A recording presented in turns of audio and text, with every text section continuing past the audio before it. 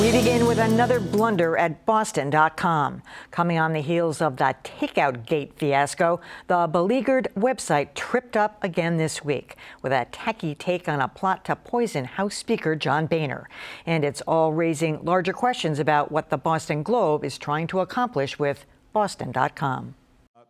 It's a combination of silly and sad. A bartender at John Boehner's country club is arrested for threatening to poison the House Speaker. Police say the man is seriously disturbed, but that didn't stop Boston.com from asking, would anyone have noticed if bartenders succeeded in poisoning John Boehner? It then quips that perhaps Boehner's pickled liver could have filtered out the toxins. Boston.com quickly deleted that liver reference and changed the headline. But the damage was done, leading Boston Globe CEO Mike Sheehan to send an apology to the House Speaker. They've also fired Victor Paul Alvarez, the staffer behind the story. He's apologized for poor taste, but also tweeted this picture, the view from the underside of a bus. Kind of cute. All right, so does the turmoil at Boston.com point to a larger issue for the Boston Globe? Here to hash it out are Adam Riley of WGBH News, Josh Benton of the Neiman Journalism Lab, Callie Crossley of WGBH News, and Dan Kennedy of Northeastern University. First of all, obviously, don't condone this. I think the punishment was draconian.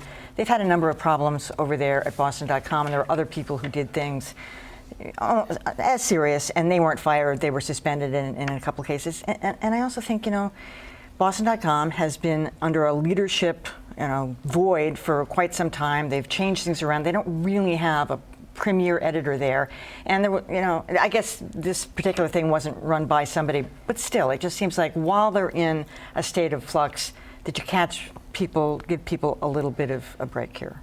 They don't have an editor, period. Right. I mean, they relaunched last April, and during that whole time, they've only had a top editor for several weeks this fall. That person left, and they've been writing without an editor ever since. I do think that this is an issue for the Globe. I know that the two sites are separate now, and people at the Globe are very adamant that, we have nothing to do with Boston.com, but people associate this with them. I think, in a way, they ought to more embrace Boston.com and make it a Globe vertical. I mean, my idea would be make it into a really good arts and entertainment site with listings and move away from this BuzzFeed viral type stuff. No one will tune in. There is the claim of separateness, as you mentioned, Ann, but I remember hearing Brian McGrory, the Globe's editor, being interviewed by Jim Browdy and Marjorie Egan after the whole Takeout Gate thing blew up.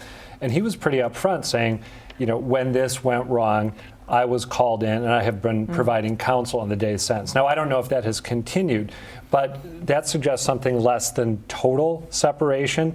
And I would think that at a certain point, the Globe people would become concerned that this was going to negatively reflect on their brand.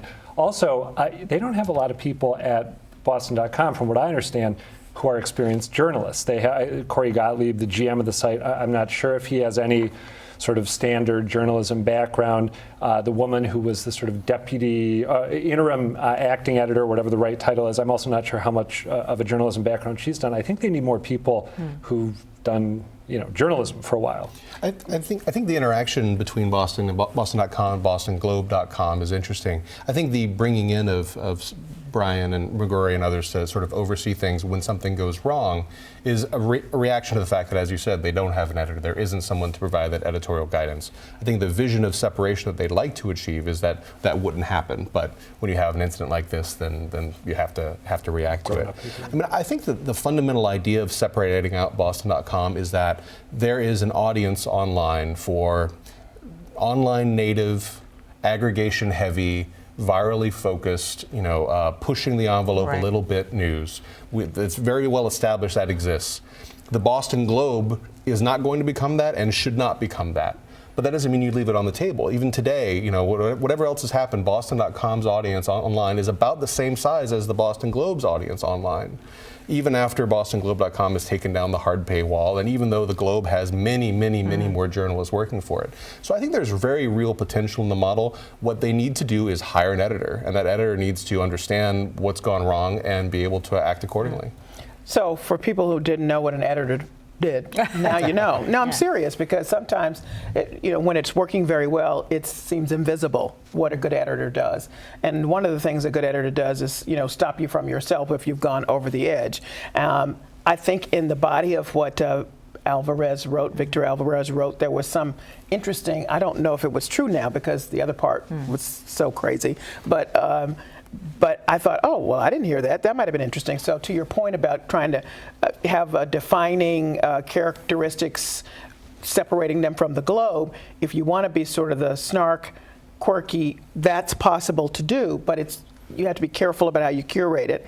And actually, there was nothing wrong with the first story that got them in trouble, except they just went one step too far. Because too that is far. an excellent point. Kelly. In some respects, he's being punished, Paul Alvarez, for what he was told to do. Because they're supposed to be snarky and edgy, and a lot of the material is. And I look at it every day, and I click through all of that stuff. So it went too far, but really, that's what he was. I'm going to have to disagree with you a little bit on that. And by the way, I liked his exit. I hope somebody gives him another chance. He seems like a good guy. But he was not fired for what he wrote. He was fired because he didn't show that to an editor. But what editor is he going to show it to? There was somebody he was supposed to show it to. Okay. In terms of this being par for the course, I mean, let's remember some of the things that we've talked about before. There was the guy who reconfigured a Patriots logo, to make it look like a penis. Exactly. Yes. Let's say it on air, penis. There was the map of the South Boston St. Patrick's Day Parade route, which allegedly looked like a gun. So this is, in a way, of a piece.